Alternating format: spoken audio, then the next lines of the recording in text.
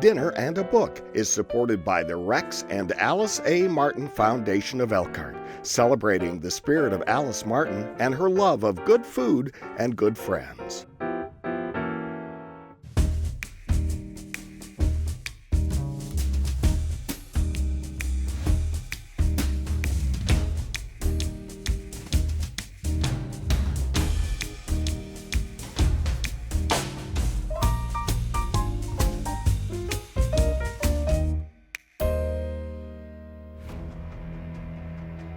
In Maura Cheeks' debut novel, Acts of Forgiveness, she invites us into a thought experiment.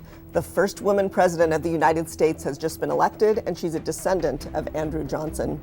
Motivated by her family history, President Elizabeth Johnson runs on and passes the Forgiveness Act, a reparations bill intended to address the generational harms of slavery.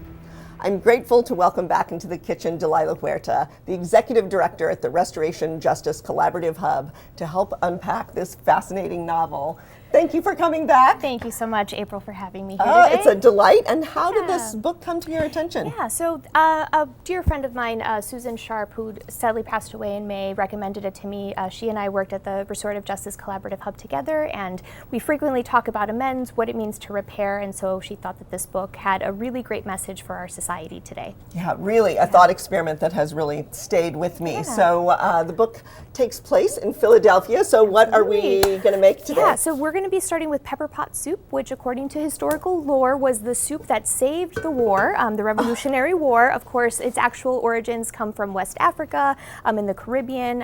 It was intended to just be this really simple meal. You can put scraps of meat, lots of veggies, heavily spiced. That's the pepper in the exactly, pepper pot. Yes, and today's version is actually going to be vegetarian, so still all the flavors, but without any of the meat. It sounds absolutely incredible, and then later you're going to make a punch. Yes, a punch. And I'm getting started with soft pretzels. If you've been to Philly, you know one of the great delights of the Reading Market is the soft pretzels Absolutely. that are painted with a giant brush of butter. So we'll be making those, and then later I'll show you how to make some homemade oyster crackers. So what I've got started here is some yeast that's been proofing in some water and a little bit of sugar. And I'm going to go ahead and show you how to put this together with some bread flour and a little bit of salt. And you stir this together to make a pretty shaggy dough, and we'll get that started. And in the meantime here, I'm just sauteing some vegetables. So we're starting with some onion. I'll soon add some carrot and celery, and then come all the tasty herbs. Okay, wonderful. So let's maybe give the big picture of what this novel is about. Yeah, so as you mentioned, this is set in an alternate present for us. So it's not exactly our world, but we can imagine what our world would be like if we had a woman president. So it's a fantasy novel. Exactly, yes. But a fantasy that I would like to live in. And in this world, there is this Reparations Act, as you mentioned, titled the Forgiveness Act. And this is meant to provide reparations to descendants of enslaved people. And we really see the novel take place, so there's this in the background, the government action of passing this bill, but then we really see it unfold through the lens of this family. So it's 4 generations, the main character being Willie, and then we see her parents. So a woman, Willie. Yes, exactly, yes. The daughter, Willie is a woman. Beautiful daughter. Absolutely. And her parents, and her grandfather, and then also her daughter. So we get to see that unfold in Philadelphia, which is why we're making Philadelphia foods today. Yeah, and such a, I think, you know, there are lots of ways to think about this novel, but the personal impact of policy, which we think of as happening in the public sphere, we see those impacts, and it opens very powerfully. I'm just going to knead this a little bit more till it's smooth, and then I'll show you how to actually shape the pretzels.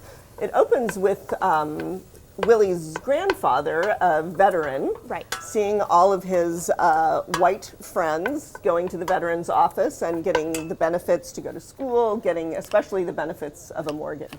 Right, and he is denied, and so we sort of see what happens to him. He loses the house that he had been renting originally and doesn't get the mortgage, and so we see that fallout of not being able to benefit from some of the same benefits that his other friends had been benefiting from.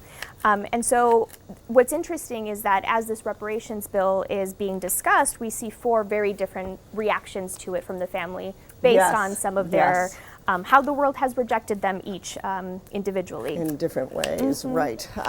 So I'm going to fast forward in time here. Here's some of this lovely dough that has been rising, and I'm going to put this over to rise. It rises for about an hour. We'll keep that covered, but we'll punch this down, and then I will show you how to give it a soda water bath, and then how to shape these into Philly-style pretzels, which I learned are different shaped than the Bavarian classics. So part of what happens after the, of course, it's not just the grandfather who doesn't get a home. It sort of scars his son, Max, who is Willie's father, and he just throws himself into the construction business, literally kind of building and rebuilding Philadelphia, and the family is always just kind of barely able to kind of stay ahead of the bills. Absolutely. And they do manage to buy this really beautiful home in a wealthier part of Philadelphia, and we get the story of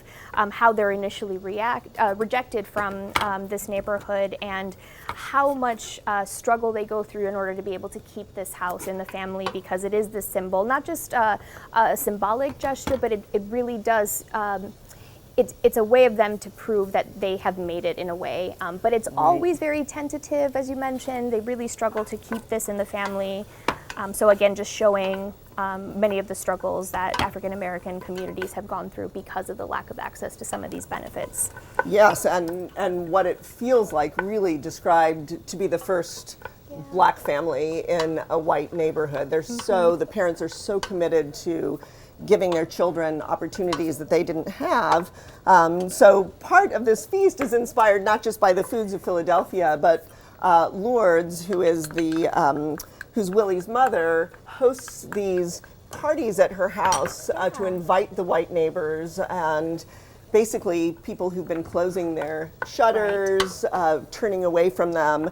She invites them in and pours days and days and days into, knowing that every aspect of their house is going to be under, people will be looking carefully at how they're living, and they're both, the events have a political purpose too. They want to kind of do good in the absolutely and I really felt the pressure that she felt, one, to display that she was in essence an appropriate neighbor right in this neighborhood, but then also this site, these dinner parties become this site of this really rich dialogue. They talk about civil rights, they plan, they organize, and so I think the meals that we're creating today are perfect meals for us to have as we're holding these dialogues as well today in our present. Oh yeah, absolutely. So, and this is work that you do in our community. Absolutely, yes.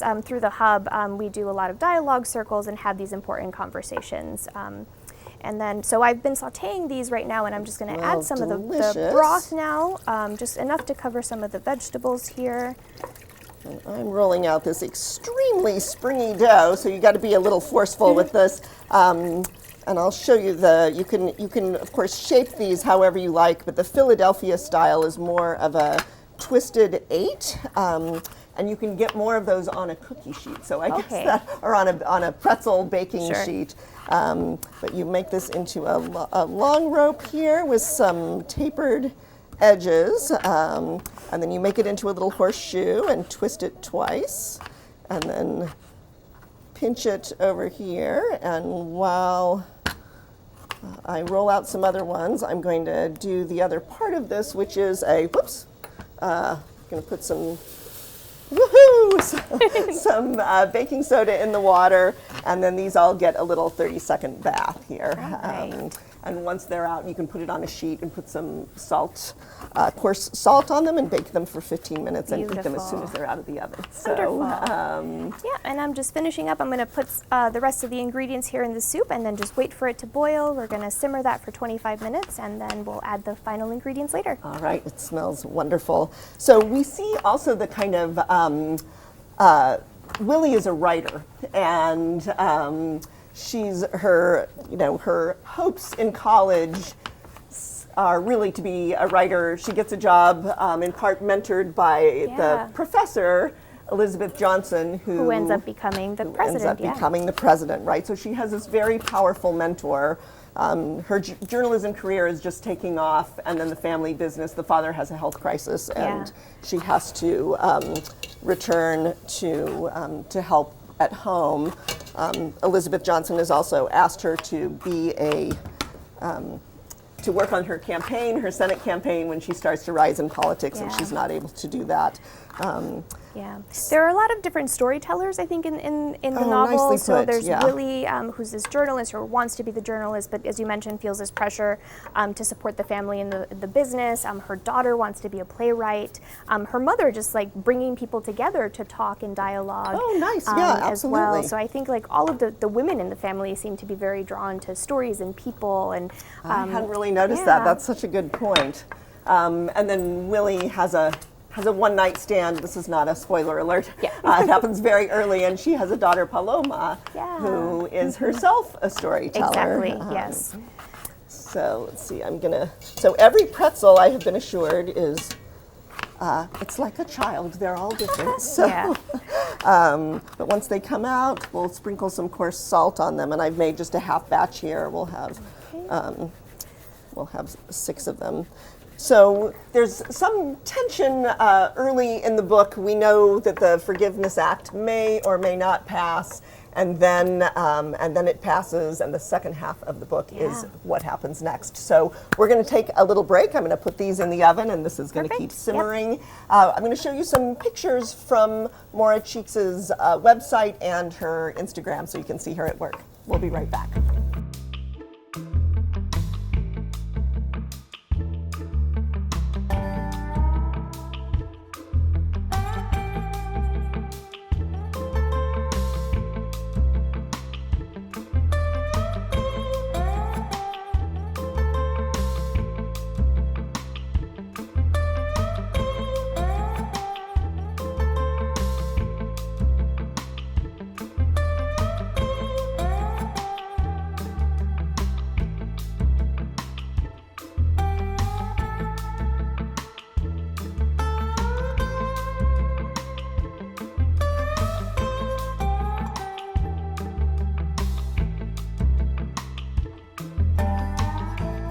Right, Delila's soup has been cooking down, the pepper pot soup. I got a little taste. Oh, it's spicy. It's spicy and it's so fragrant. So some of the spices in here that I'm going to take out because they're whole. So we have 2 cinnamon sticks, orange peel, and some thyme. So I'm going to take these out, and then we're going to add our final ingredients, some kidney beans, coconut milk, and then some spinach. Oh, it is wonderful. And you said the coconut milk is a more recent addition. Yes. Not likely to correct. No. So the original, Philadelphia. the original one, because it had meat, there was plenty of protein there, and this just makes it just a little thicker, creamier for the vegetarian version. Yes. So as you can see, I've pulled our soft Philly-style pretzels out of the oven. Part of the way you keep them soft happily is by painting them with butter, which is really an instruction you should put into most dishes, I think.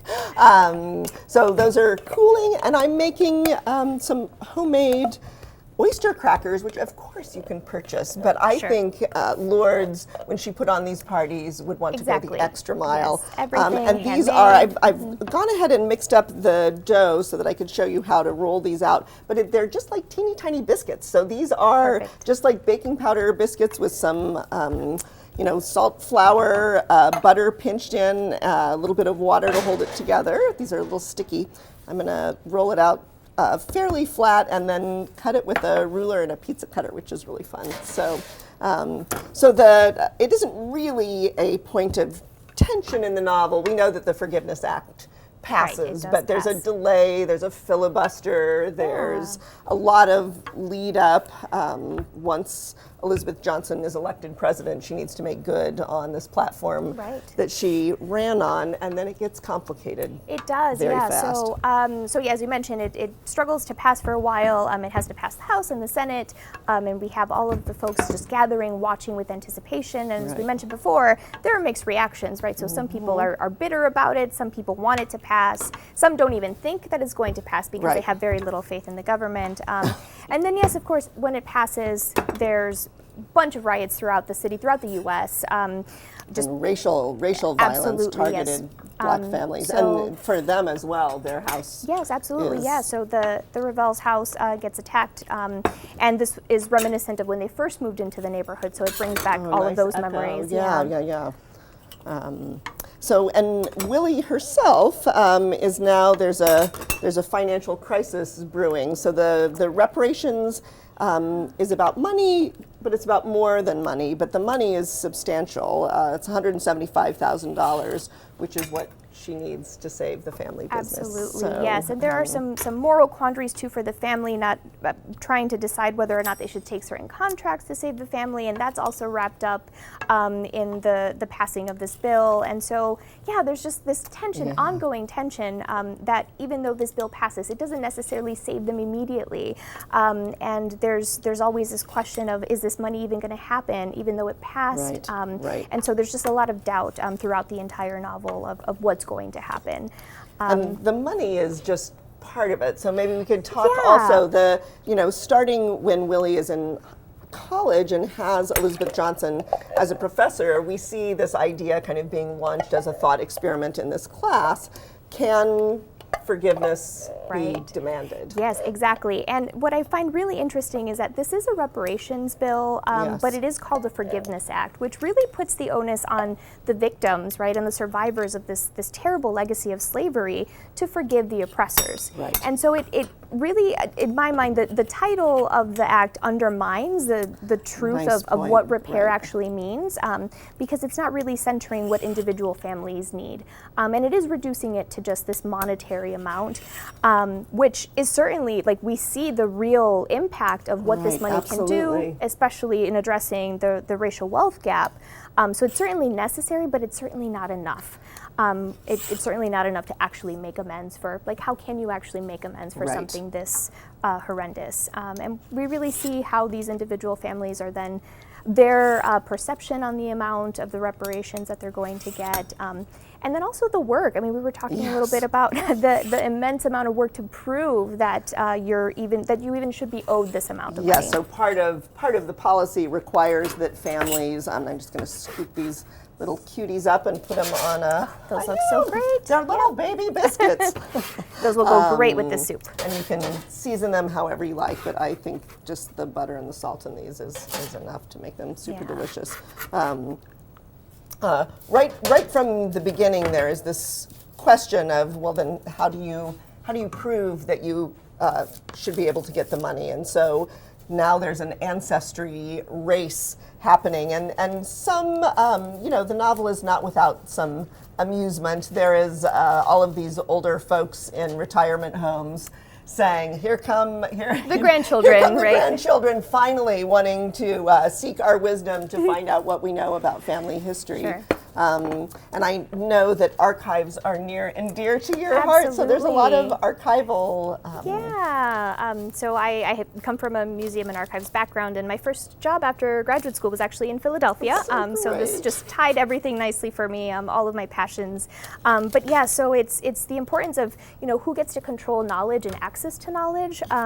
And there are many times in the book where it's like the people who can go and who have the luxury maybe are the ones that don't necessarily need the money. But then we also see people making assumptions about who needs the money and what that impact could possibly have on individual families.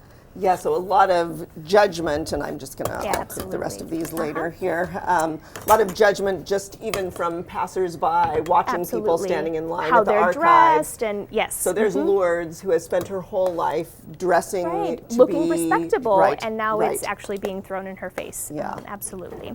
And I think we're all set here for the soup, so I added the coconut milk and the spinach, so I'm going to move on to the next one, which is our Fish House Punch, another Philadelphia classic. So this was made in Philadelphia's angling club. George Washington, Marquis de Lafayette, half of the characters from Hamilton, loved to go to this angling club during the Revolutionary War. So I'm going to start just adding some ingredients here, and then we're going to top it off with some lemon slices. We have some water and lemon juice, and then 3 types of alcohol. We have brandy, rum, and then also some, it should be peach brandy.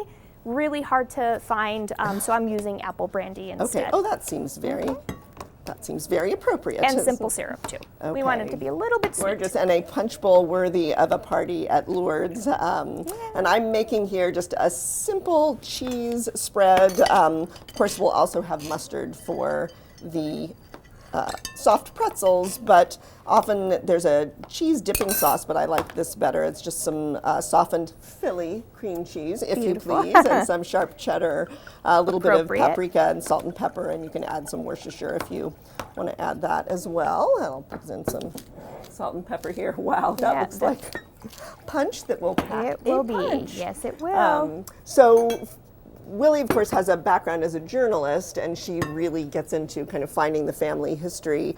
But there's some history that's actually quite painful that she begins to unearth with the help of these. I mean, archivists just come across so well. They're really kind of ministering and mentoring these families who are often doing this kind of research for the very first time. Yeah, and so she has to go with her mother down to the south. It has to be in person, so literally retracing some of these steps and going into these sites of really terrible pain. So Natchez. Exactly, yes. And I think it's all of these histories that even though she was a journalist, she hadn't really asked herself, right? Because there was this reluctance from the family to revisit this past. Right. And it's through this act that she finally is able to do that investigative journalism about her own self. Oh, nicely put. Yeah, it kind of comes back around to her origins. And, you know, absolutely some horrors, but also some really wonderful, she discovers one of her ancestors. Sort of, inspired by Ida B. Wells, as Maura Cheeks has said in interviews. And she thinks about what a difference that would have made to her had she known as a child that she had this, you know, woman who overcame so many odds in order to do what she hoped to do. And we begin to see that Paloma, her daughter, begins to take that role on as the writer in the family, or one of the storytellers. I like the way you put that. So this beautiful. Is so we have our punch ready to go gorgeous, here. and the aroma of this with the there's the citrus spinach. in here, and there's a little bit of citrus in here with the orange peel. And garlic, etc. So we won't give away the ending, but I will say I found it very satisfying as a reader to see where everybody lands. It's not comfortable, and I'm not. Readers will have to decide if the act was a success. But you do see, once people start to ask for the money, they've got to change the policy and think about what it means to forgive. So I'm excited to try that punch. We are going to take a little break and set up for our party here. You're going to see some pictures now of Philadelphia where this story takes place. We'll be right back.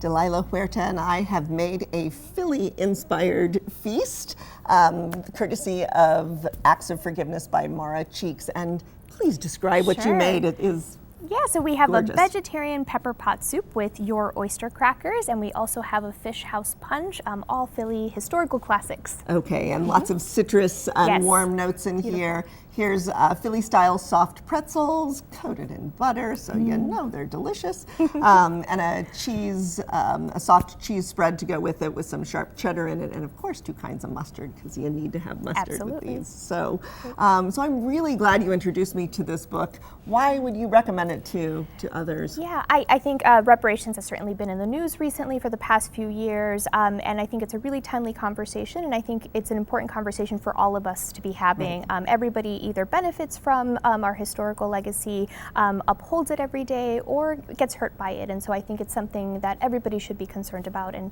should have some dialogue around. Yeah, and just to think about the way these policies are not outside. They impact us very personally and generationally, as this makes very clear. So a story that's filled with writers, wonderful shout outs in this novel to teachers who are mentors. It certainly made me think of the people who have shaped me. Wonderful inspiration to go to archives and work with archivists who know a lot.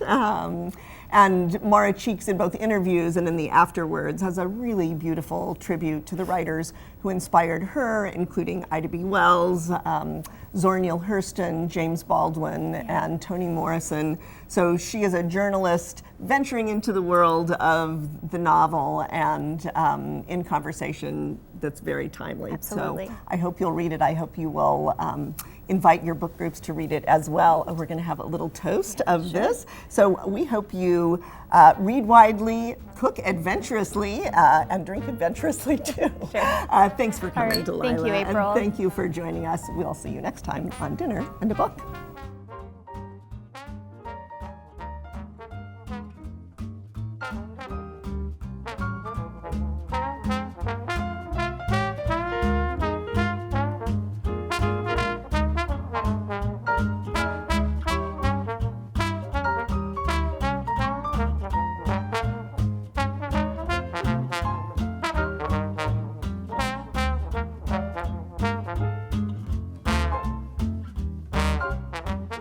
This WNIT local production has been made possible in part by viewers like you.